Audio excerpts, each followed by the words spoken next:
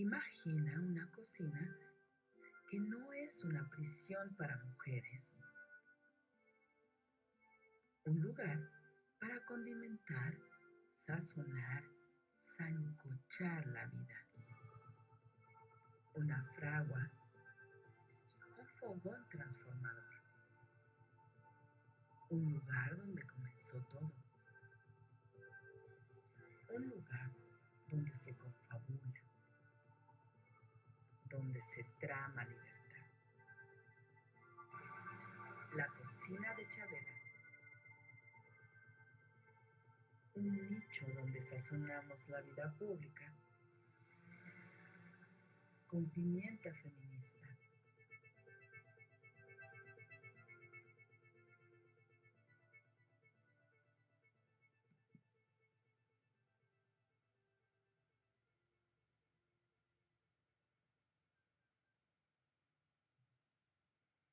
Hola, ¿qué tal? Muy buenas tardes, bienvenidas a una emisión más de La Cocina de Chabela. Aquí Maru Chávez, titular de este espacio. Maru, bienvenida. Hola, muy buenas tardes. Este 3 de febrero de 2021 ya. Estamos en una emisión más de La Cocina de Chabela y esperamos que nos acompañen en esta conversación alrededor de la mesa de la cocina. Tenemos un tema que a mí me parece importante para la vida de las mujeres, por lo menos en la Ciudad de México, la vida de muchas adolescentes en su momento. Tenemos vamos a conversar sobre la importancia de un modelo educativo que inició en la década de los 70, de educación pública. Vamos a conversar de la importancia de la educación para las mujeres también en esa década y en las presentes. Y bueno, Cecilia, como cada miércoles, muchas gracias por estar acá acompañándonos y haciendo los controles técnicos, por supuesto, en tu cocina también. Y pues quienes nos escuchan ya saben, estamos a través de Facebook Live, estamos en la 106.1 de FM en la Ciudad de México, Violeta Radio, Radio Comunitaria Feminista, y nos pueden escuchar también en www.violetaradio.org. Y pues empecemos, Cecilia. Maru, pues ya adelantaste un poquito. La semana pasada, para ser precisos, el día 26 de enero, se cumplieron los primeros 50 años de el querido, añorado, amado, y creo que no exagero frente a las que estamos en este espacio, porque las tres egresamos del Colegio de Ciencias y Humanidades, mejor conocido como el CCH, así que una Goya de estas tres mujeres. Y para hablar de esto y lo que representó ese modelo educativo que le apostó a una educación con libertad, pues vamos a reflexionar de ello. Y qué mejor que con nuestra invitada, a quien le damos la más cordial bienvenida. Rocío, bienvenida, buenas tardes. Buenas tardes. Muchas gracias por la invitación a Maru, muchas gracias a Cecilia, muchas gracias a Violeta Radio, porque le comentaba yo a Cecilia antes de que entráramos que hay una versión que va a quedar en la Gaceta Universitaria, que es el documento oficial de medio de comunicación de la universidad, respecto a este 50 aniversario. Y esa versión, pues algunos de nosotros francamente no la compartimos. Nos parece que, pues incluso en ciertos sentidos hasta humillante, porque los artículos que han escrito son de una calidad incluso muy deplorable, ¿no? No solamente no recogen la historia ni siquiera de manera superficial, sino que además pues están escritos con descuido y demás. Entonces, pues les agradecemos muchísimo que nos den la oportunidad de dar otra palabra, otra opinión respecto a lo que ha significado la historia del Colegio de Ciencias y Humanidades, no solamente para nosotros en lo individual, sino para el país, porque de alguna manera pues ha contribuido a la construcción de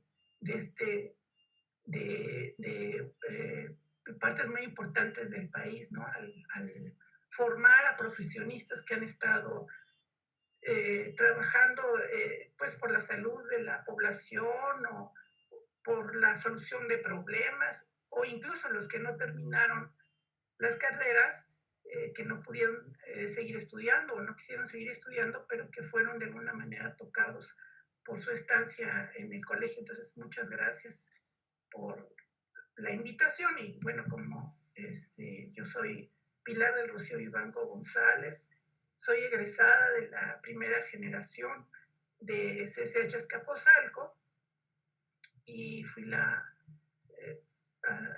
primera estudiante egresada del colegio que regresé a trabajar como parte de la planta docente en 1977, a finales de 1977. Me incorporé como docente. Entonces, pues tengo en mi experiencia la historia como estudiante, como fundadora, como estudiante, y también como pues constructora del colegio desde la perspectiva de los docentes. Ya. Maru. Pues bien, sí, estamos hablando, como han escuchado, del Colegio de Ciencias y Humanidades de la UNAM, y estamos conversando con Rocío Vivanco, que como ella ya lo mencionó, formó parte de la primera generación del Colegio de Ciencias y Humanidades. Y a mí me gustaría, Rocío, que desde esta perspectiva de la vivencia como mujer, como estudiante en aquellos años, ¿qué idea tenía? ¿Cómo fue que ingresaste al Colegio de Ciencias y Humanidades? ¿Existía la posibilidad de elegir entre preparatoria y CCH? Y si sí, ¿por qué elegiste el CCH, si acaso fue una elección? Pues nunca hubo posibilidades de elegir en los primeros años. Bueno, de hecho, yo creo que pasaron muchos años antes de que hubiera realmente una elección de parte de los estudiantes. Cuando nosotros ingresamos, quiero decirte, bueno, por allí le mandé a Cecilia la copia de mi carta de aceptación al CCH. Y cuando yo recibí esa carta, pues incluso mi mamá también la leyó 20 veces y no sabíamos si de veras había entrado yo a la universidad o qué, porque pues no se tenía nunca se dijo en ningún medio ni nada de la fundación del colegio, del proyecto, ni nada. Entonces no había ningún antecedente y todos los jóvenes que recibimos en ese momento nuestras cartas de aceptación, no sabíamos si estábamos en la UNAM o no estábamos en la UNAM. Estamos te interrumpo así de esta manera, Rocío, para comentarles a quienes nos acompañan en la transmisión de Facebook que precisamente tenemos en pantalla ese documento al que te estás refiriendo, fechado, pues sí, en 1971, y que da cuenta de que te resultaste seleccionada como alumna de la UNAM. Exactamente, sí, y entonces, bueno, en mi caso tenía yo por ahí una prima cuya familia, pues la verdad no teníamos mucho contacto con ellos, pero mi mamá le habló por teléfono. Creo que esta persona trabajaba como académica en alguna preparatoria o algo así, y ella lo que le dijo es: ve inmediatamente a la preparatoria más cercana y ruégale al director que te reciba a tu hija.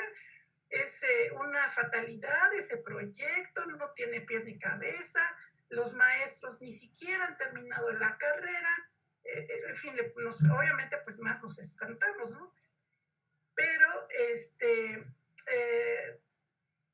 Pero bueno, entonces mi mamá me acompañó en algún momento a la preparatoria 9, que era la que me quedaba cerca, y el director nos dijo que no había manera, o sea, el que había entrado a la prepa se tenía que quedar en la prepa y el que había entrado al CCH era del CCH y que estaba en la universidad, que no tenía yo ningún problema. Eso nos tranquilizó un poco, que pues también había obviamente una situación un poco de angustia porque pues no sabíamos de qué estaba pasando. Total que finalmente nos tocó a cada uno la fecha para inscribirnos y cuando finalmente iniciamos las clases, yo creo que todos los estudiantes desde el primer día quedamos absolutamente enamorados del Colegio de Ciencias y Humanidades. ¿Enamorados en qué sentido? ¿Por el espacio? Allá voy. En primer lugar, por los maestros. Porque, bueno, hay una serie de antecedentes que a ver si más tarde puedo mencionar, que son muy importantes, pero los maestros que había contratado la universidad para la planta docente de CCH Azcapotzalco, Naucalpan y Vallejo, que fueron los primeros 3 planteles que se abrieron, eran la mayoría todavía estudiantes en las facultades, efectivamente. Muchos tenían el 75% de los créditos aprobados, que era lo mínimo que se les exigía para poder ingresar a un examen que les hicieron un curso en el que los seleccionaron. Y así que había muchos estudiantes, obviamente eran muy jóvenes, ¿no? Y teníamos una relación y una posibilidad de establecer una relación, y además eran gente pues con una mentalidad muy flexible por lo mismo, pero no solamente por eso, sino porque hubo un sector muy amplio de los maestros que habían sido activistas del movimiento estudiantil del 68. Entonces, estaban muy sensibilizados frente a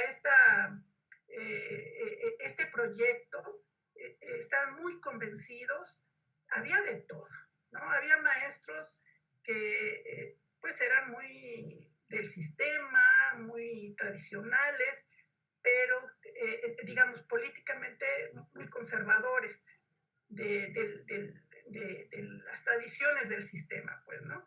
Pero aún entre ellos, la comprensión de lo que significaba el nuevo plan de estudios, el modelo educativo, en fin, la currícula general académica del colegio, era bastante clara. Y entonces hubo una explosión de creatividad, de compromiso. El primer año por lo menos, si no es que los primeros 3 años, hubo maestros que prácticamente vivían en el plantel, ¿no? Porque cuando se fundó el colegio, o más bien cuando se abrieron las puertas del colegio y iniciaron las actividades académicas, no estaban hechos por ejemplo, los planes, los POSAS, ¿no? A mí me sorprende que el colegio, que la universidad no haya recogido en la memoria esta del colegio lo que pasó, por ejemplo, en Azcapotzalco. Yo no conozco exactamente qué pasó en Oriente, pero yo sé que en CCH Oriente, si no mal recuerdo, en el 74 también hubo un problema en el que tuvo que renunciar o algo así el director por el problema de los porros, pero en Azcapotzalco fue de veras una historia extraordinaria de 3 años de lucha en la que hubo incluso muertos porque mataron a uno de los porros y afortunadamente los compañeros del comité de lucha salieron bien librados y todo, pero fue una lucha tremenda, ¿no? Contra los grupos de porros que en aquellas épocas en la universidad no era cualquier porro, ¿no? Cualquiera que haya estudiado o leído sobre la historia del movimiento del 68 y demás, recordará que se mencionaban a grupos como el Muro y el grupo Pancho Villa, que eran grupos terriblemente violentos que tenían controlada los espacios en la universidad y que tenían amenazados a los estudiantes y que eran la forma en la que desde la Secretaría de Gobernación se tenía control sobre el movimiento estudiantil. En el caso de la UNAM, entonces, nosotros, ¿qué te puedo decir? A unos cuantos días, a 15 días cuando mucho de haber abierto haber iniciado las clases, ya nos habíamos organizado, gracias obviamente a nuestros maestros, la compra de chicharras, y entonces las pusimos en cada una de las coordinaciones. Y entonces, porque inmediatamente llegaron las amenazas de que como nosotros no teníamos porras que nos dieran la bienvenida, ¿no? Que entonces iban a llegar los de las preparatorias a darnos la bienvenida a los planteles del colegio. ¿Y qué significaba esa bienvenida, Rocío?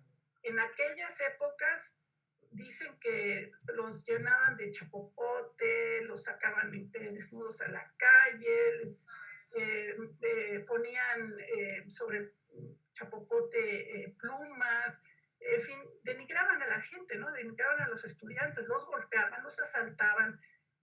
En el caso ya digamos del colegio, no logramos durante esos 3 años derrotar por completo a los porros, a los grupos de porros, porque finalmente obviamente metieron a gente que en mi opinión eran lo que en aquella época llamaban madrinas, ¿no? Que eran estos gentes que les pagaban, pero que no estaban directamente en las nóminas de la policía, porque... ¿La policía la que estaba detrás de los porros?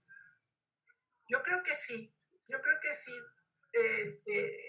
El asunto es que, por lo menos en Azcapotzalco, los tipos que estaban encabezando estos grupos, los que ya finalmente formaron los grupos adentro del plantel, eran tipos mucho más grandes que nosotros. Debieron haber tenido más de 20 años, tal vez unos 25 años, una cosa así. Entonces, era claro que pues eran gente que había ingresado de manera espuria, que a lo mejor ni siquiera tenía número de cuentas, es probable. Pero, digamos, antes de que sucediera eso, nosotros recibimos esta amenaza y entonces entre todos los grupos empezamos a reunir dinero, compramos estos timbres y un día, yo creo que había pasado como 2 meses de que habíamos ingresado, mes y medio, una cosa por el estilo, entraron unos compañeros gritando que venían los porros por Aquiles Cerdán. Y entonces, en aquella época todavía estaban construyendo los edificios, todavía no terminaban de construir todos los edificios, porque cuando llegamos nada más estaba lo básico, ¿no? Para que pudiéramos empezar a trabajar con nuestros maestros. Entonces, ya para entonces habíamos hecho algunos ejercicios, de verdad, nos habíamos preparado. Entonces, cuando los muchachos entraron avisando que venían los porros, camiones con porros, sonaron las chicharras, los timbres, y todo el mundo salió ordenadísimo en la explanada principal. ¿Y cómo había material? Pues no te digo cómo quedaron esos camiones. Entonces, a ladrillazo los detuvimos. Bueno, entonces, yo me acuerdo que en esa ocasión nos dimos el lujo. El chofer del camión bajó muy asustado y diciéndonos: es que yo soy un trabajador y me secuestraron el camión, ¿y ahora qué cuentas entrego? Pues nos dimos el lujo de reunir dinero y darle dinero al chofer, ¿no? Para que pudiera él, pues no sé qué habrá hecho con el dinero, pero pues por lo menos para ayudarlo, apoyarlo. Entonces, te estoy hablando de que pues, éramos niños que acabábamos de salir de la secundaria, ¿no? Claro, 15, 14, 15, 16, ¿no? Sí. Y entonces, poco antes del 10 de junio, se pusieron muy activos los porros. Fue cuando empezaron o sea, fue un momento como muy rápido, ¿no? Primero no teníamos porros y de repente empezaron a haber ya grupos que empezaron a sentar a los muchachos y demás. Entonces elegimos nuestros representantes de grupo para organizarnos. Pasó una cosa que hasta la fecha me parece pues chistosa, chusca, rara, porque decidimos enjuiciar a los porros. Y entonces llegaban, yo me acuerdo que estábamos en una reunión donde muy obedientes los porros llegaban para que los enjuiciáramos. Y entonces, en eso llegaron los compañeros de la Prepa Popular Tacuba y nos informaron que iba a haber la marcha del 10 de junio. Entonces, pues ahí a partir de ese momento suspendimos ese juicio medio raro. Te digo, porque pues llegaban muy obedientes los porritos a que los dijéramos, es que ustedes hacen y tornan, y ¿no? Y entonces, nos dedicamos a organizarnos para la asistencia a la marcha del 10 de junio. Nos avisaron, nos dijeron con claridad los compañeros, tanto los maestros como los compañeros de la Prepa Popular Tacuba, tomen en cuenta que va a ser muy peligroso, ¿no? Que algo terrible puede suceder. O sea, si algo se ha caracterizado el Estado mexicano es que no tiene límites, ¿no? Y entonces nos advirtieron que podría haber represión. Además de que recientemente había sucedido pues el 68, ¿no? Y venía pues esa sombra, esa fuerza fresca, ¿no? Sí, totalmente. Entonces, sí, nosotros nos organizamos y estábamos perfectamente conscientes de lo que estaba pasando, ¿no? Porque, te digo, bueno, estábamos nosotros observando ya, sabíamos que la acción de los porros pues no era una cosa de que fueran unos muchachos sin educación, que abandonados por la familia o algo por el estilo. Sabíamos que hay un trasfondo de tipo político. ¿Cómo es que lo sabían? Tú hiciste una mención especial a los maestros y dijiste que te sentiste encantada y también tus compañeros por los maestros. Los maestros les hablaron con claridad a estos jóvenes de 15, 14, 16 años de que esas expresiones eran una forma muy clara de intromisión de esa cúpula de gobierno que pues de alguna manera y de esta forma quería boicotear ese naciente proyecto educativo para los jóvenes? Sí, desde que nosotros ingresamos, lo primero que pasó fue que, te digo, independientemente de la posición política de los maestros, yo los noté en general muy convencidos del proyecto y lo primero que hicieron fue explicarnos en qué consistía las novedades del Colegio de Ciencias y Humanidades. Que, bueno, eso fue pues lo primero que nos enamoró, porque por más pequeño que estés, por más niño que estés, sí entiendes que hay algo que está mal en una educación donde te obligan a memorizar sin que entiendas lo que estás diciendo y lo que estás haciendo, ¿no? Entonces... Esa es una cosa que todos quienes pasamos por el CCH reconocemos y hablamos de ello.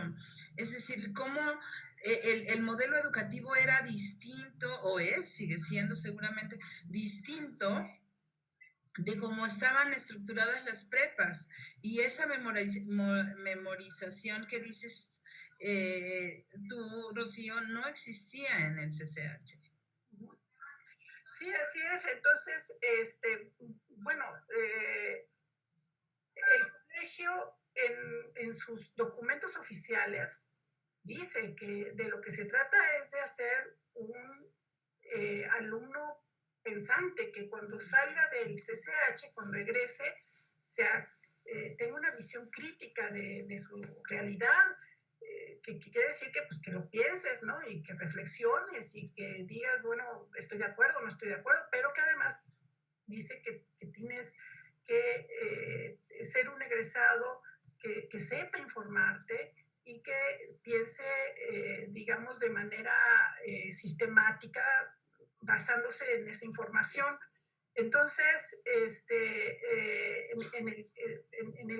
por ejemplo, yo recuerdo que mi maestro de talleres, de taller de redacción, utilizó el espacio para inmediatamente ponernos a leer a Paulo Freire y a discutirlo y demás para entender de qué se trataba el colegio. Entonces, y obviamente, pues hay que entender una cosa, yo no sé qué piensen ustedes, pero si hay una acción que es política es la de la educación, ¿no? O sea, sin duda, definitivamente. O sea, considerar que o negar que tiene que es que tiene una carga política muy importante, que o una de dos, o reproduces gente que se somete, que es callada, que acepta el sistema tal cual, o no. Y entonces allí está una responsabilidad política del docente. Y entonces, sí, obviamente, las, digamos, sesiones de las clases, pues están muy politizadas en el sentido de que, pues, si eres crítico de tu entorno, pues primero tienes que conocer tu entorno, entonces tienes que estar leyendo los periódicos, tienes que estar discutiendo lo que está pasando en el país, y tienes que, se trataba de que nosotros discutiéramos y reflexionáramos colectivamente todas esas cosas, y parte de lo que obviamente era el tema y que además a los estudiantes nos interesaba, pues era lo que había pasado durante el movimiento estudiantil del 68, cómo había iniciado, qué pasaba, y sobre las porras pues nos dieron explicaciones amplias y suficientes para poder organizarnos, por ejemplo, por este asunto de las chicharras. Entonces conocíamos bastante bien, yo creo la mayoría, lo que estaba detrás de esta situación de los porros, ¿no? Entonces, te digo, bueno, pues finalmente pues fuimos a la marcha del 10 de junio. En mi caso, yo recuerdo que uno de mis compañeros recibió un balazo en la espalda, en un hombro. Estuvo un tiempo desaparecido. Su madre era madre soltera, una persona que trabajaba en el Seguro Social, muy humilde. La señora y la familia, ella sostenía sola a sus hijos, y gracias a eso ella lo localiza y bueno, finalmente lo recuperamos y todo, pero pues sí, como eso, pues seguramente hubo otras historias en los planteles de compañeros que pues que debieron haber estado en situación muy complicada ese día, ¿no? Entonces, nuestra participación, por ejemplo, en el 10 de junio, pues es una cuestión que nos deja también marcados, ¿no? Y que nos da una idea de las dimensiones de lo que es capaz el Estado mexicano en ese momento de hacer. Entonces, el colegio, yo creo que el colegio tiene, digamos, tres elementos que lo están construyendo, que tiene que ver con su origen y con el devenir del colegio. Por un lado, pues el contexto mundial y nacional general, pues es un momento muy convulso de la historia en general, ¿no?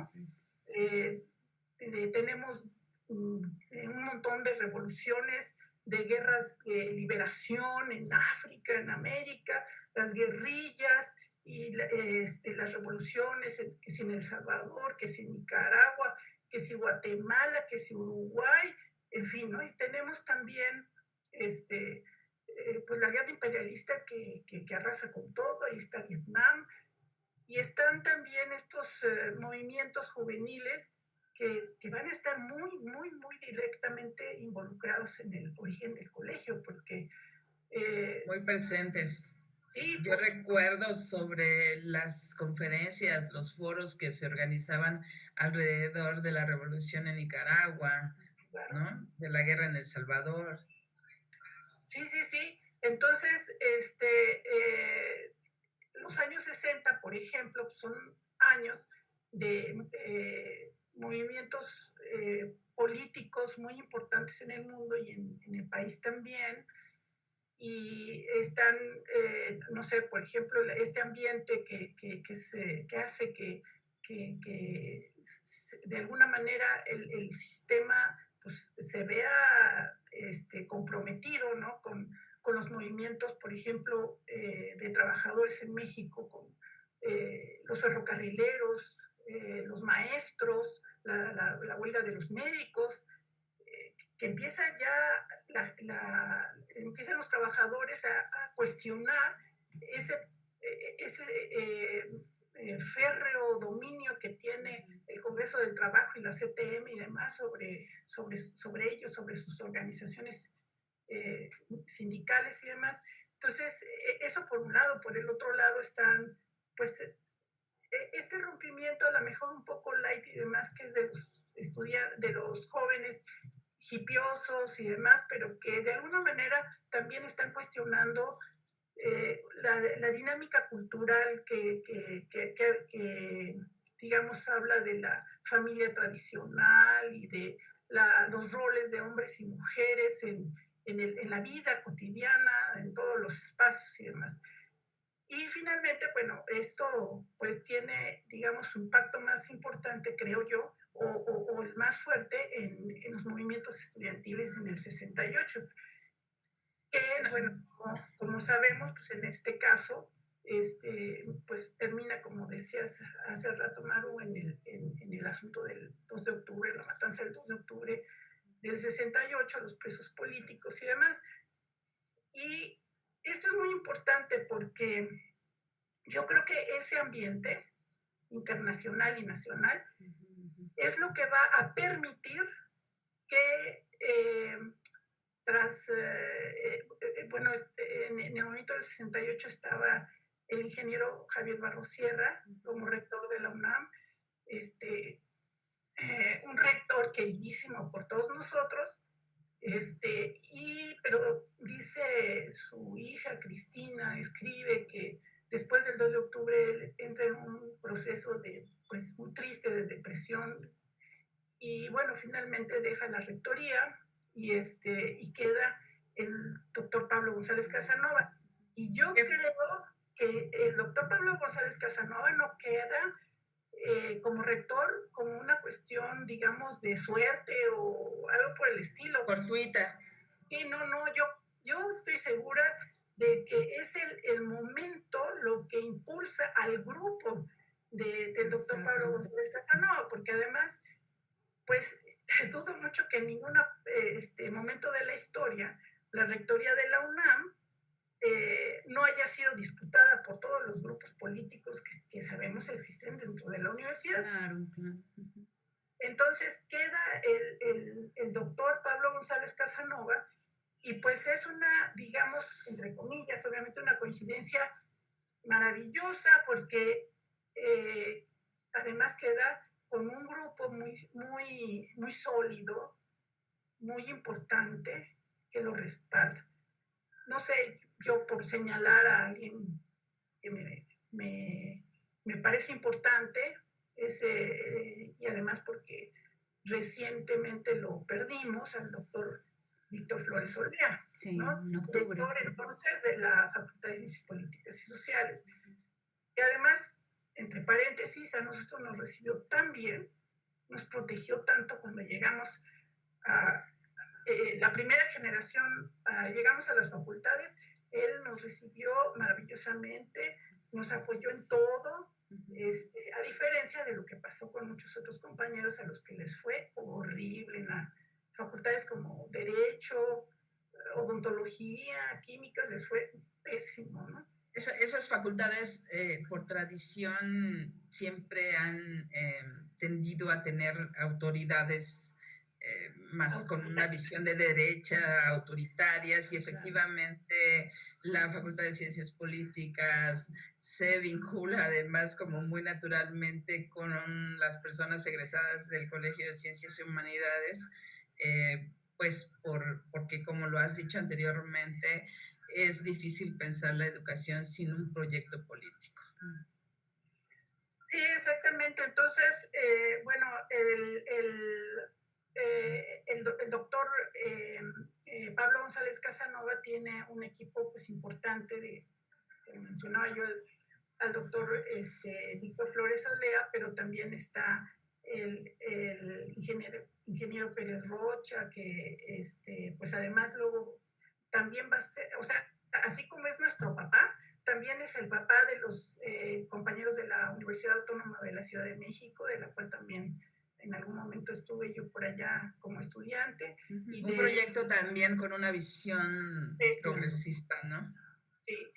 También es el papá del Instituto de Educación Media Superior, ¿no? Que igual es un proyecto de otro nivel y de otro tipo en términos pedagógicos. En fin, bueno, está también el director de Filosofía y Letras, que, o sea, sí, tanto Ciencias Políticas como Filosofía y Letras son parte de las 4 facultades madre, como les llamaron desde el principio oficialmente, del Colegio de Ciencias y Humanidades. Las otras 2 son Ciencias y Química, Química, que no sé la verdad quiénes estaban de directores, pero en el caso de Filosofía y Letras estaba Ricardo Guerra Tejada, un gran filósofo, y que por cierto, pues su hermano, yo no sé cómo se llevaban ellos. Nosotros teníamos en Azcapotzalco a los 2 hermanos. Manuel Guerra Tejada era el director. Y teníamos de maestra a María Guerra Tejada, que es una mujer hermosísima, inteligentísima, encantadora, que yo sepa, pues desde aquellas épocas con una posición feminista, o sea, muy respetada la maestra María Guerra. Pero Manuel Guerra Tejada, pues lo tuvimos que correr, ¿no? Lo tuvimos que correr porque durante esos 3 años estuvo solapando a los porros, nos costó un trabajo espantoso correrlo, ¿no? Pero finalmente, después de un ataque que hubo ahí al comité de lucha, que provocó que estos compañeros le pidieran a los compañeros de la prueba popular que los apoyaran, un enfrentamiento armado en el plantel después de 3 años bueno, habíamos 2 organizaciones estudiantiles, el Comité de Lucha y otra de la que yo pertenecía, compañeros trotskistas, y en este enfrentamiento armado muere un porro. Y después de eso hay una asamblea de profesores que ganamos con unas dificultades enormes. Yo me acuerdo que tardó la asamblea como unas 6 horas y ganamos por un voto, y nada más era una asamblea de maestros, ¿no? Te estoy hablando de 1973. Y finalmente, pues ya no le queda otra al doctor Pablo González Casanova más que aceptar la renuncia de este señor, se va. Y entonces, pues muy, muy cómodamente, llega, o sea, se nos presenta el problema de qué vamos a hacer. En nuestro caso, el Grupo Comunista Internacionalista al que yo pertenecía, pues estuvimos estudiando lo que había estado pasando tanto en economía como en arquitectura, que tenían 2 formas distintas, una de autogobierno y la otra de cogobierno, y nos dimos cuenta de que ninguna de las dos tenía mucha alternativa y muchas posibilidades de sostenerse. Así que decidimos que por lo que a nosotros era nuestra posición, era que íbamos a promover entre los estudiantes y los maestros, los trabajadores administrativos, la posibilidad de que salieran candidaturas dentro de los académicos y que fuéramos nosotros los que eligiéramos a quienes finalmente quedarán en la dirección, bueno, particularmente el director. Bueno, en aquella ocasión, pues como ha sucedido en otras ocasiones posteriores, lo que logramos fue que nos aceptaran una terna. Pero les comento esto porque parte de la historia que queda en la Gaceta es a través de las imágenes. Entonces, salen las fotografías con Alfonso López Tapia y con José Bazán, sentados, parados, hablando. Bueno, quiero decirles que ninguno de los dos dio clases en el CCH, ¿no? Uno a los pocos días consiguió la coordinación de experimentales en Azcapotzalco y el otro llegó siendo coordinador de talleres en Naucalpan. Y jamás dieron clase en CCH, nunca. El doctor Bazán, en todo caso, sí dio clases en la Facultad de Filosofía y Letras. Él, por lo menos, tiene ese antecedente. Pero me parece que quienes construyeron el colegio fueron los maestros que a diario, y bueno, lo siguen haciendo, los que a diario llegan a las 7 de la mañana y terminan a las 9 de la noche con salarios denigrantes, con condiciones terribles de trabajo, con grupos de 50 y tantos alumnos en salones que deberían ser cuando mucho de 48 alumnos, en fin, ¿no? Con inestabilidad laboral y demás. Ellos son los que construyen el colegio desde entonces y hasta la fecha.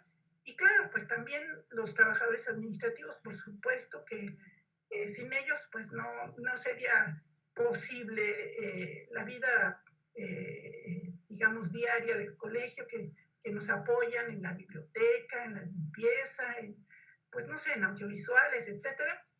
Y por supuesto de los estudiantes, ¿no? De los estudiantes que pues yo creo que ahora sí ya tienen algunos años, no solamente los estudiantes han elegido, sino ya a mí todavía trabajando, yo tengo 10 años de estar jubilada, pero ya me había tocado entre mis alumnos en los últimos años que hubiera muchachos que me decían que sus padres habían estudiado en las primeras generaciones y querían tanto el colegio que les habían convencido a sus hijos de que estudiar ahí. Rocío, yo justamente quiero preguntarte sobre la vida cotidiana de las estudiantas, digamos, de las mujeres estudiantes. ¿Qué relación había entre, digo, en términos cuantitativos, qué relación había entre estudiantes varones y estudiantes mujeres en aquel entonces? Y en términos reales, ¿cuál era la relación? Recordemos que este programa se llama Un modelo educativo para la libertad y me gustaría abordar si realmente presentaba también una opción de relación más libertaria entre hombres y mujeres. Pues mira,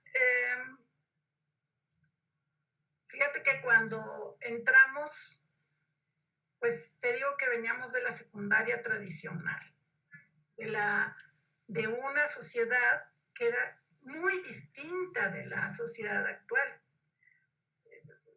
Te contaré una anécdota. Cuando estaba yo en la secundaria, en el último año, una de mis amigas, bueno, no una amiga, una compañera del grupo, se peleó con otra de otro grupo por el novio. Entonces le mandó una carta a la muchacha. Y luego se hizo un escándalo porque la otra muchacha fue a la dirección, la acusó y demás. Y fuimos las amigas, ¿no? O las compañeras a apoyarla, porque dijimos, ¿por qué? Y yo de repente no sé por qué o cómo, pero la carta pasó por nuestras manos y leímos lo que decía allí. Bueno, ¿qué edad tendríamos? 14 años. Por primera vez yo leí la palabra imbécil y estúpido. En mi vida jamás había yo oído esa palabrota, ¿no? Esas palabrotas, jamás. Yo recuerdo, mis padres pues, eran gente muy, muy humilde, no terminaron más que la primaria, pero bueno, mi mamá era secretaria, pero aún así en mi vida había oído yo palabrotas en mi casa, ¿no? Y era una familia difícil, ¿no? Era una familia con muchos conflictos internos, con los dos señores pues muy emocionalmente muy enfermos, muy mal, pero aún así jamás, nunca había yo oído semejantes majaderías, ya no digo otras cosas. Entonces, muchos años después, pasando por una secundaria, oí que una muchacha le gritaba, ¡ay, ese pendejo, que quién sabe qué! En la calle, y yo decía, bueno, ¿cómo? O sea, no habían pasado demasiados años, pero de todos modos, pues había cambiado mucho la cultura de lo que uno podía permitirse o no, ¿no? Como mujer y como persona, además, porque pues eran conductas que cuando yo era niña, pues no se permitía ni para los adultos. Yo no recuerdo que la gente se insultara en la calle, que se dijera majaderías a lo mejor. Y te digo, veníamos pues de medios económicos pues pobres, ¿no? Entonces, cuando yo ingresé al CCH, recuerdo, bueno, yo recuerdo que los grupos eran éramos muy numerosas las mujeres. Uh-huh. Y nunca, jamás tuvimos ninguna limitación para participar. Yo fui activista desde el primer día. El primer día, quise entrar a un grupo de francés. Estaba, el maestro era Moïse Dorcet Donatien, un maestro haitiano, y nos dice, no tengo salón. Y pues luego nos organizamos los 4 o 5 chamacos que queríamos, o 10, no sé cuántos éramos, y fuimos a pelear, no, que queremos nuestro salón, y bueno, hicimos nuestro drama, pero en menos que te cante el gallo, ya estaba con un cubículo Mois. Y así en adelante, ¿no? O sea, nosotros, yo no recuerdo que hubiera en ese aspecto ninguna situación de limitación, que nadie nos reclamara o nadie nos viera mal, o que alguien dijera, oye, ¿por qué estás haciendo eso? Jamás. Lo que es, más bien nosotras veníamos con una carga que tuvimos que ir superando pues, paulatinamente en la medida de nuestras posibilidades cada una, ¿no? Recuerdo que pues teníamos la mala costumbre, yo creo que por imitación, de fumar. Entonces me acuerdo que los primeros días, no, pero los primeros días nada más nos metíamos al baño y ahí nos metíamos a fumar, pero luego teníamos unas compañeras a las que adorábamos. Yo creo que las dos eran más grandes que nosotros, yo creo que estaban como en los 20 años, más o menos. Y bueno, a esas edades, 5 años de diferencia, y sobre todo en aquella época era mucho. Entonces, me acuerdo del nombre de una de ellas, se llamaba Carolina. Una era muy alta y la otra más chaparrita, pero eran muy tremendas las chamacas. Entonces, ellas sí sacaron su cigarro en las jardineras y al rato todo el mundo andaba igual. Pero recuerdo que alguna vez, pues todas andábamos en minifalda, pues que era la moda, ¿no? Prácticamente con los calzones de fuera, porque pues así nos gustaba. Sí. Y entonces, en una ocasión iban subiendo las escaleras porque iban a su salón y algún chamaco maldoso le gritó a Carolina, Carolina, se te ven los calzones. Y entonces cogió y se subió la falda y dice, pues para que los veas bien. Y que se sube la falda. Y todos pues muertos de risa. Jamás, nunca recuerdo que alguien hubiera dicho, ay, Carolina, qué barbaridad, qué escándalo, ¿no? ¿Por qué se subió la falda? No. todo Oye, era... Rocío, ¿y qué se sentía regresar a casa? Porque cuando regresabas a casa, después de salir de la secundaria, que venías de un espacio en donde pues la libertad estaba totalmente coartada, te decían cómo te tenías que vestir, por dónde tenía que ir de alta la falda o no, y de repente estás en un espacio de libertad real en donde no hay problema porque fumes, en donde puedes traer la falda lo más arriba que a ti te guste, en donde puedes tener la libertad de subírtela tú y mostrarle al otro que quiere ver los calzones. O sea, ¿qué se sentía después de estar en este espacio de libertad algunas horas, regresar nuevamente a casa? Bueno, te digo, Miguel, yo creo que el colegio, como toda ente social, es muy diversa, ¿no? Muy diversa. Entonces, pues yo tenía compañeros y compañeras que tenían familias que seguramente pues eran, pues estaban mejor integradas. Entonces, pues yo supongo que ellas regresaban y pues tenían a lo mejor les reclamaba, ¿no? Que es cierto comportamiento, cierta forma de vestir, en fin. Pero en mi caso, pues lo que yo hice fue que, y esto, bueno, lo pienso ahora ya a toro muy pasado, yo creo que también eso me motivó a volcarme en el colegio como activista porque yo ya no quería regresar, o sea, mi mundo era el mundo ideal, ¿no? Hacía, pensaba y me sentía comprometida con lo que se estaba haciendo allí y estaba yo casi como que las 24 horas del día. Y luego cuando al año ingresé a mi organización política, pues también por eso, porque estaba yo constantemente estudiando. El compañero que nos cooptó a la organización, Alfonso Peralta Reyes, él fue, pues, yo creo, no equivocarme, fue el principal dirigente entre los maestros de la lucha contra los porros.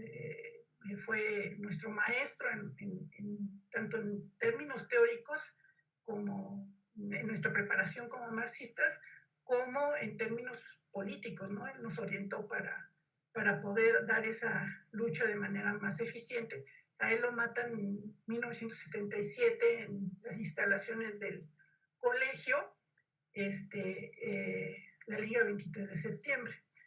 Y te digo, entonces, bueno, seguramente ha habido muchas historias, ¿no? Y por cierto que en estas historias, pues me gustaría subrayar pues recordar a Artemisa Montes Parra, que es una compañera que ella optó por la guerrilla. Su madre estaba en la cárcel, había sido, era presa política, y nosotros tuvimos alguna relación con ella. Era una joven muy hermosa en términos personales, muy inteligente, y bueno, finalmente no se quedó con nosotros, siguió los pasos de su mamá, y finalmente pues también fue parte de las víctimas de la represión política en este país. Pero Artemisa, bueno, pues es un ejemplo de las muchas opciones que tuvimos las mujeres del colegio. Pero te digo, pensándolo, digamos, hacia atrás, la verdad es que en ese momento, en los primeros años, incluso yo no recuerdo que ninguna mujer se hubiera quejado de situaciones ofensivas con los maestros, de que las hostigaran o les insistieran, en general no. ¿Y de los compañeros? No, tampoco. O sea, hubo sí confrontaciones, pero más bien por otro tipo de razones, ¿no? Porque sí hubo uno que otro maestro que le costó mucho trabajo entender el modelo y se enfrentó a los muchachos pues porque no entendía qué tenía que hacer, ¿no? Pero, pero no por ese tipo de cuestiones. De hecho, algo que recuerdo es que yo estaba muy sorprendida de que los baños en la secundaria estaban todos pinturrajeados con corazones, palabras, tonterías, ¿no? En el CCH, durante años, los baños de los planteles estaban limpios, no tenía ninguna pinta. Fue muchos años después que sucedió eso, ¿no? Y bueno, también esta es una cuestión que me parece pues que hay que considerar. Del CCH tendríamos que decir que, por eso es importante los antecedentes, porque yo creo que de la fundación del colegio, porque el colegio funcionó con todas estas situaciones características durante los, ¿qué será?, primeros 10, 12 años, 15 años. Después se fue deslavando. Y eso por un lado, pero además, ya cuando Bazán, porque es el doctor Bazán el que impone, o sea, esa creación de las comisiones para la revisión del plan de estudios y los cambios que finalmente se hicieron, fue una tomada de pelo. O sea, realmente él toma las decisiones, no sé si con la venia o con la cooperación de rectoría, pero lo que finalmente hace en el 98 es responsabilidad de José de Jesús Bazán Levy. Y entonces ese es otro CCH totalmente diferente, porque como decía el doctor Pablo González Casanova, les voy a leer un pedacito, unas líneas. En 1974 aparece una entrevista que le hizo Radio UNAM al doctor Pablo González Casanova. La revista es Novas, del CCH. Y entonces le pregunta el entrevistador, pero si esos cambios son excesivos, ¿no se va a acabar con la estructura? Se está refiriendo a todo el modelo educativo del colegio. Y entonces le responde el rector, yo creo que se acabará con la esencia del plan cuando los cursos académicos excedan de 20 horas y las materias se multipliquen. A partir de ese momento se volverá de nuevo al llamado enciclopedismo. Y ahí está la clave de muchas cosas, ¿no? Entonces, ahora tienen, bueno, desde el 98 tenemos a los estudiantes desde las 7 de la mañana hasta la 1 de la tarde. En el caso de Naucalpan, bueno, pues sí, de Naucalpan, Vallejo y Azcapotzalco, con estudiantes que a veces hacen 2 horas para llegar a sus escuelas, ¿no? Que vienen del Estado de México, de gastar un dineral en pasajes, a veces sin dinero para comprarse una torta, algo que comer, y luego después de la 1 de la tarde, después de 6 horas de estar encerrados en el salón de clases, échate el regreso a tu casa, otras 2 horas. Son 10 en total, ¿no? Sí, o sea, es una barbaridad, ¿no? Cuando nosotros pues teníamos de 7 a 10, 11 de la mañana, y entonces sí, los muchachos podían salir a la biblioteca, salir al cine o salir al museo, ir al teatro, qué sé yo, ¿no? Hacer cosas, pero incluso no solo lo que te dejaban los maestros. Yo recuerdo que nos reuníamos en las jardineras para cantar y la música de los folcloristas y le decía yo a Cecilia que a mí me gusta el rock y a muchos nos gustaba el rock, entonces nos reuníamos para eso. Había una compañera tiempo que... para la libertad, Rocío. Exactamente. Sí. Y para la recreación, ¿no? O sea, que es bien importante. asistencia a los cines. Bueno, yo les comento, yo estudié en el CCH Sur, caminaba al CCH Sur, atravesaba Insurgentes y me pasaba al Centro Cultural Universitario al cine, ¿no? Y me eché ahí varias muestras de cine. Es decir, era fundamental, formaba parte de la vida educativa. Sí. Sí, claro, pero aparte de todo, porque hubo allí cosas que ya no funcionaron. Quiero decirles que el Colegio de Ciencias y Humanidades originalmente estaba pensado para que tuviera todo un sistema desde el bachillerato hasta el posgrado, y que iban a ser 10 planteles de bachillerato con sus propias licenciaturas, con sus propios posgrados. Y resulta que pues a Echeverría ya no le gustó después de que se abrieron Oriente y Sur, se canceló el proyecto para el resto de los planteles de bachillerato y la unidad académica de profesional y de posgrado la UACPIP como le llamaban, pues quedó en su mínima expresión y después, no sé en qué año la desaparecieron. Entonces... ¿Es un proyecto frustrado en ese sentido? O cuando nos comentas lo que sucedió 11, 12 años después, pareciera entonces como la revancha de ese grupo que en su momento no pudo impedir que iniciara este proyecto para la educación con libertad, pero 12 años, pues mira lo que hacen con los planes de estudio. Pareciera una revancha, ¿no, Rocío?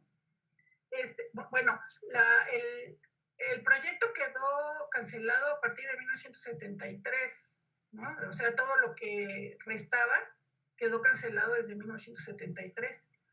Nosotros cuando salimos, estábamos a punto de salir, recuerdo que hubo información que llegó diciendo que no, que los planteles, en este caso pues eran Naucalpan, Oriente y Azcapotzalco, las direcciones no tenían nuestras calificaciones.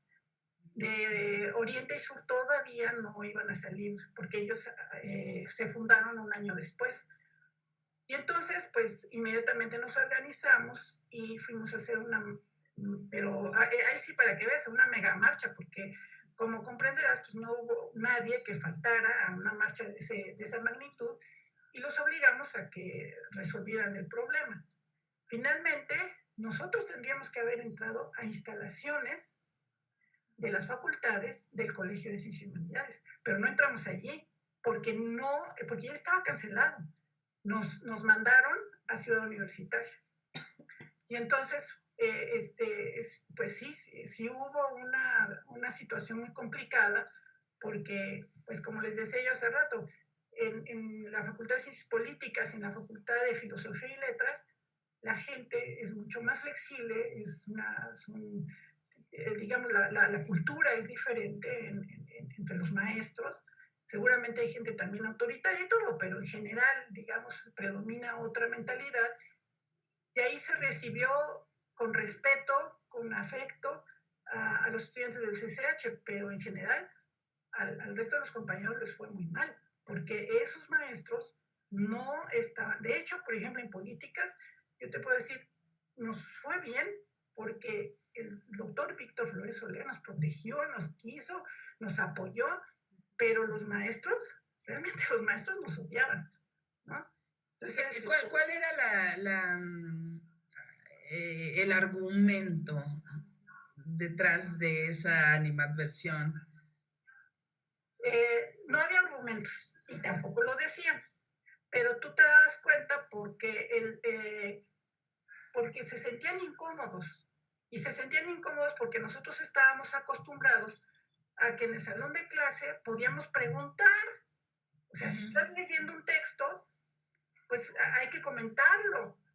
Y en la facultad no querían eso los maestros, ¿no? Entonces, supongo yo que en parte por eso el doctor Pablo González Casanova y el consejo de la nueva universidad decidieron cuando se abrió el Colegio de Ciencias y Humanidades, contratar como parte de la planta docente a estudiantes, porque desafortunadamente ya, de veras, bueno, te digo el caso de mi prima, ¿no? Que le dijo a mi mamá, no permitas eso, ¿no? Ve y busca que la reciban en una preparatoria porque es una barbaridad. O sea, a la gente le cuesta mucho trabajo asumir los cambios de este tipo, ¿no? Porque además era un cambio muy amplio, que no solamente significaba un orden distinto de materias o que hubiera distintas asignaturas, se requería de un cambio de los roles que estaban jugando los maestros y los estudiantes en el salón de clases. Y eso implica pues también pérdida de poder por parte de los maestros, ¿no? Una relación política diferente entre los maestros y los estudiantes. Entonces, yo creo que eso fue bueno, esa fue una de las razones por las que ellos contrataron a jóvenes que incluso te decían no habían terminado la carrera, porque sí se probó que eran gente mucho más flexible. Pero también les comentaba esto porque el colegio no solamente quedó cortado en ese sentido. Lo que sobrevivió también tuvo mutilaciones que pues a mí pues yo creo que a todos los que estuvimos conscientes de ellos nos pareció muy tristes, porque el colegio hablaba de, bueno, la documentación, la Gaceta Amarilla y las entrevistas y los documentos oficiales del colegio, de inauguración del colegio, hablaban de la creación de las opciones técnicas, de la preparación de estudiantes, porque en la Gaceta, por ejemplo, se señalaba, se reconocía que había una necesidad de los estudiantes por trabajar y estudiar, que había niveles de pobreza que debían resolverse y que muchos estudiantes no podían dedicarse exclusivamente a estudiar porque tenían escasos recursos, y que tomando en cuenta eso y que tomando en cuenta además la necesidad de una preparación en la que los estudiantes cuando egresaran fueran personas que hubieran desarrollado la capacidad de tomar decisiones, de tener iniciativa, etcétera, era necesario que tuvieran una experiencia o una serie de experiencias, incluso de tipo laborales. Entonces, excepto el CCH Sur, excepto el plantel de CCH Sur, todos los demás planteles estaban ubicados, o están ubicados, perdón, cerca de zonas industriales, sí. Porque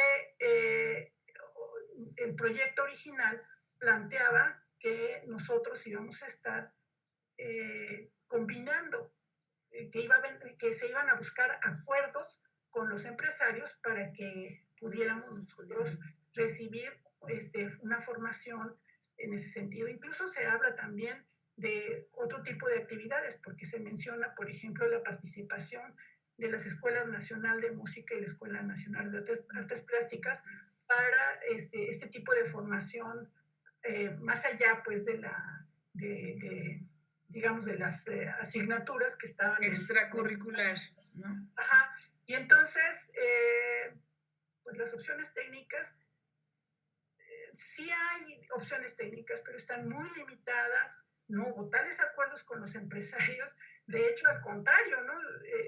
Durante, pues, no sé, mínimos unos 10 o 15 años, era frecuente encontrar en las publicaciones de solicitantes de trabajadores en las distintas empresas, en los periódicos, que terminaban los anuncios diciendo CCHeros no presentarse o algo por el estilo, ¿no? O sea, entonces, ¿por qué? Bueno, porque no nos quedamos callados. Pues porque fichados, ¿no? Personas problemáticas. Exactamente, que éramos conflictivos, ¿no? Entonces, pues ni modo, o sea, fue una situación muy complicada porque los documentos hablan, sí, de una formación en la que los estudiantes fuéramos pensantes, críticos del entorno, y entonces, pues, ¿qué esperabas, no? Que esa visión crítica de la realidad soportara,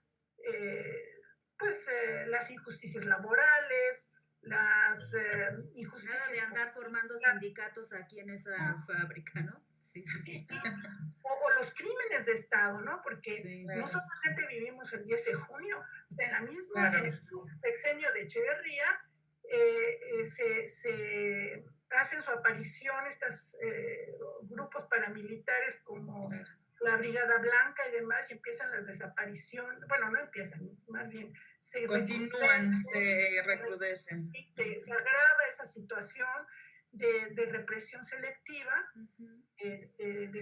desapariciones y secuestros, asesinatos y además de gente que no está de acuerdo con lo que está pasando en el país, dirigentes sindicales, estudiantiles, etcétera, campesinos. Entonces, pues, ¿qué esperabas de una educación que hiciera a la gente pensante y crítica de lo que estaba viviendo? Entonces, De una educación para la libertad, como le pusimos de título a este programa. sí, entonces, pues esa cuestión, yo creo que todo eso, bueno, por un lado, pues obviamente los empresarios dijeron, con estos ni a la esquina. Echeverría también nos cortó el presupuesto, el financiamiento para el resto del proyecto. Las opciones técnicas también, pues, pasaron a segundo plano. Te digo, sí las hay, pero no tienen mayor repercusión. Y bueno, obviamente para los compañeros que estudian eso sí, pero no tienen la trascendencia que el proyecto originalmente planteaba. Y bueno, pensando en lo que decía yo hace rato con el cambio de plan de estudios, en donde tenemos a los muchachos atornillados a la silla ahí 6 horas, ¿qué opciones técnicas, no? O sea, los muchachos lo que quieren es llegar a su casa a descansar, a comer, y pues ya tienen 3 kilos de tarea para el día siguiente o para el que sigue, claro. O sea, esto no es, simplemente no es factible ya en estas circunstancias. Entonces, y bueno, también con el tiempo, pues hay que aceptar que los maestros del colegio, no quisiera decir que fueron derrotados, pero hay algo de eso, ¿no? Derrotados políticamente, porque perdimos todos los maestros de la universidad el contrato colectivo de trabajo, ¿no? En 89, en la votación que se hizo para ver quién administraba el contrato. APAUNAM ganó, y a partir de ese momento se vino la debacle. Y obviamente, pues, los maestros del colegio, por más que resistimos a esa situación, aún así, pues, terminó por pegarnos, por debilitarnos y demás, ¿no? Entonces, el neoliberalismo permeando el modelo educativo, ¿no? Exactamente. Entonces, claro, ya cuando para el 98 que se impone por eso se puede uno explicar que en el 98 se imponga este cambio en el plan de estudios, que hace contradictorio totalmente con lo que originalmente planteaba la Gaceta Amarilla, ¿sí? La Gaceta donde se establecen los acuerdos del Consejo Universitario, los acuerdos fundacionales del colegio, que son contradictorios con la filosofía y todo el proyecto educativo, ¿no? Porque se explica porque pues ya no tenemos esa potencia de acción, de lucha y demás que teníamos, o que tenían, por ejemplo, mis maestros durante los primeros, ¿qué será? 10, 15 años más o menos. Rocío, vamos a ir cerrando justamente, Claro. y creo que ahora estás abordando esa conclusión que queríamos pedirte. Exactamente cómo ahora está el Colegio de Ciencias y Humanidades, qué papel está jugando en la educación de las y los jóvenes, pues de la Ciudad de México, pero también de otras partes del país, que es mi caso, por ejemplo. Yo llegué directamente de Veracruz a estudiar en el CCH y fue algo maravilloso que me transformó la vida. Pero en este momento, ¿cuál es el papel del colegio? Mira, yo creo que la universidad, yo sigo siendo fan de la universidad de la UNAM, la quiero muchísimo y me parece que tenemos que cuidarla y que tenemos que respaldarla y lo mismo con el colegio, ¿no? Y lo mismo con las preparatorias además. Creo que todas están jugando un papel muy importante porque los muchachos necesitan de estos espacios y porque la sociedad mexicana y la humanidad y demás necesita estos espacios. Sin embargo, lo que yo critico, lo que yo veo mal, pues es que el cambio que se hizo en el plan de estudios provocó tales contradicciones que en lugar de resolver las contradicciones que teníamos en el plan de estudios original, en lugar de resolverlos esos, más bien los agregó, los aumentó, los agravó.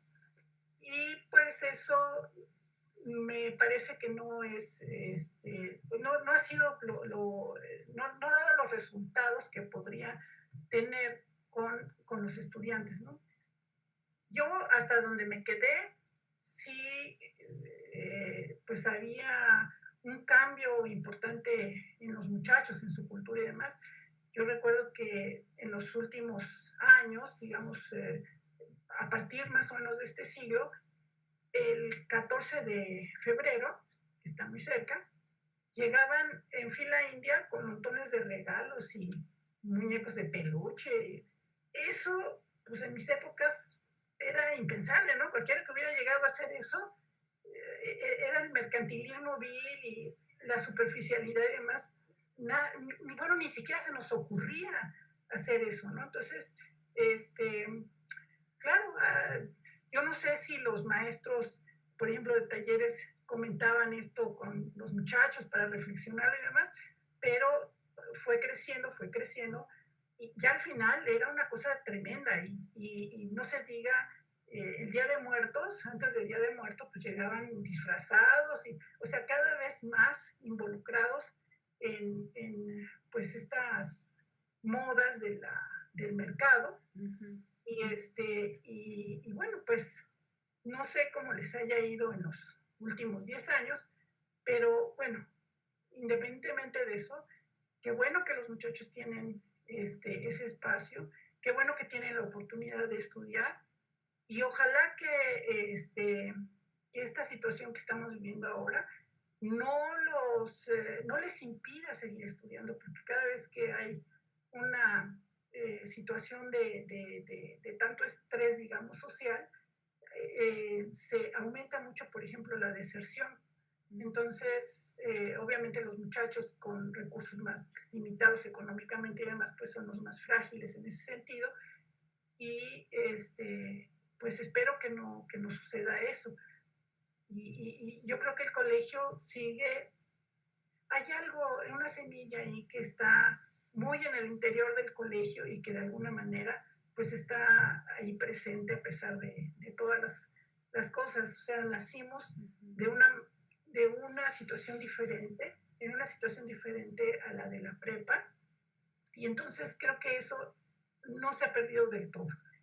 Entonces, a pesar de que incluso los fundadores, nuestros fundadores y los estudiantes fundadores, pues ya no participamos, ¿no? Ya no estamos allí, son poquísimos los maestros fundadores que aún se conservan, pero creo que el colegio sigue de alguna manera sosteniendo parte de ese perfil. Sí, yo creo que se ha deteriorado, pero sigue ese parte de ese perfil allí sobreviviendo. El espíritu original Exacto. allí sigue y es necesario, creo yo, que se retome por, pues, por los estudiantes y por las autoridades actuales del colegio para que siga siendo un modelo educativo que transforma la vida de mujeres y hombres adolescentes que tienen la maravillosa oportunidad, como la tuvimos nosotros, ¿verdad?, de estar en el Colegio de Ciencias Humanidades. Pues no nos queda más que agradecer, Rocío Vivanco, todo lo que nos has compartido, todas las historias de... Pero algo más, Maru, si me permites, Sí, claro porque que sí, Rocío, Cecilia. Iniciaste diciéndonos y haciendo una observación y crítica a lo que a 50 años está rescatando la Gaceta, y dijiste tú que hay ahí historias que no están contadas, como lo que nos has contado en este espacio. ¿Hay el esfuerzo tuyo o de otros profesores de esa primera generación de escribir esta otra historia? Mira, hace días estuvo circulando un artículo, no, yo no conozco el autor, pero anduvo circulando un artículo que sí, pero que desafortunadamente es que el problema es que la Gaceta UNAM es muy importante. Sí. Porque si en 5 años o 10 años o 30 años alguien revisa la Gaceta UNAM para saber qué pasa o qué se pensaba en el 50 aniversario, pues va a ser una vergüenza lo que se lea ahí, ¿no? Entonces, este artículo no sé en dónde habrá, si nada más lo circularon así o cómo, pero es más concienzudo, habla del contexto económico, en fin, de una serie de cosas que hacen la cosa pues seria, ¿no? Entonces, por cierto que miren, aquí están, esto es un muestrario de mis botones, lástima que se... Ahí manténnos, por favor, te pongo en primer plano. A ver, para sí. quienes están escuchándonos solo en FM, les quiero decir que Rocío nos está mostrando una blusa con una serie de botones. A ver, Rocío, cuéntanos. Mira, del lado izquierdo, esos se los dedico a ustedes. Son botones que hablan de la historia de la actividad política del colegio. Estas son de las mujeres. Este es de 1970. ¡Wow! Un botón color rosa intenso con un símbolo de las mujeres. Ajá, que son las mujeres que llaman a votar por los obreros socialistas en Estados Unidos. Oh. De los otros no me acuerdo exactamente del origen, pero todos son del año de la calabaza, y por ejemplo, este es del movimiento por la salida de los gringos en Estados Unidos. Estos que ven por acá son de Nicaragua. Estos de acá son de El Salvador. Esto es de un movimiento de apoyo a los obreros en Uruguay. Más abajo es un pizarroncito de cuando surgió la coordinadora, la CENTE, ¿no? Este es de la huelga del 89 del comité Eureka. Este es de cuando surgió el primer sindicato de los académicos en la UNAM, el SPA-UNAM. Este es de una corriente que se formó cuando ya surgió el sindicato de trabajadores de la Universidad Nacional, el STUNAM. Se fusionaron los dos sindicatos y este afiche es de una de las corrientes. Este es de la fundación del CITUAM. Y todos ellos, pues, me los puse porque quería que supieran ustedes que en todo esto estuvo presente el CCH. Pues En es el Colegio de qué Ciencias y una Humanidades. historia riquísima, maravillosa, una historia que va más allá de, digamos, de lo cotidiano, entraron a los salones de clase y Escucharon la clase, Guau. y se salieron, fueron, hicieron su tarea. ya han egresado 1,000,000 y son 50 años. O sea, eso no es nada. Claro. Lo importante es lo que hemos hecho en todos estos 50 años. Pues Nos ha muy encantado bien, Rocío. conversar. Ah, Qué rica plática nos has dado. Qué historias tan entrañables, ¿no? Fuimos parte de ellas también. Y pues a 50 años del Colegio de Ciencias y Humanidades de la UNAM, por lo menos desde aquí, desde la cocina de Chabela, decimos, tiene que retomarse ese proyecto. Y pues acá estamos concluyendo nuestro programa. Ceci, no sé si tengas algo. Pues solamente agradecer a quienes nos han acompañado, a Ruth Betancourt, que nos posibilitó estar en contacto con Rocío. Saludos a ella y a todas tus compañeras. Rocío, gracias por aceptar nuestra invitación. Bueno, pues muchas gracias a las dos y gracias a Violeta Radio porque me dieron esta oportunidad de expresar un punto de vista diferente del que va a quedar como oficial y que pues va a estar más al alcance de mucha gente, ¿no? De lo que está escrito en papel y en las hemerotecas y demás. Entonces les agradezco de veras infinitamente que me hayan invitado y obviamente pues también gracias a Ruth por este contacto. Gracias. ¿Tienes saludos de algunos que fueron alumnos tuyos? Te dicen aquí que fuiste su primera maestra en el primer semestre de historia, y ex compañeros también de CCH. Pues muchas gracias. Que bueno, además también es importante contar la historia no oficial del Colegio de Ciencias y Humanidades. Y a quienes nos escuchan en FM, pues decirles que detrás de nuestra charla estuvo un fondo musical de música del mundo de la que se escuchaba en los años 70, aunque no necesariamente en México, pero contextualizando la época. Les agradecemos muchísimo habernos acompañado en esta charla de la cocina de Chabela de este miércoles 3 de febrero. Nos han escuchado por la 106.1 FM en la Ciudad de México y también por www.violetaradio.org, aparte de este Facebook Live. Pues no me queda más que agradecerles y decirles que nos escuchamos la siguiente semana. Hasta pronto, Ceci. Muchas gracias, Rocío. Gracias. Cuídense mucho. Cuídense bien.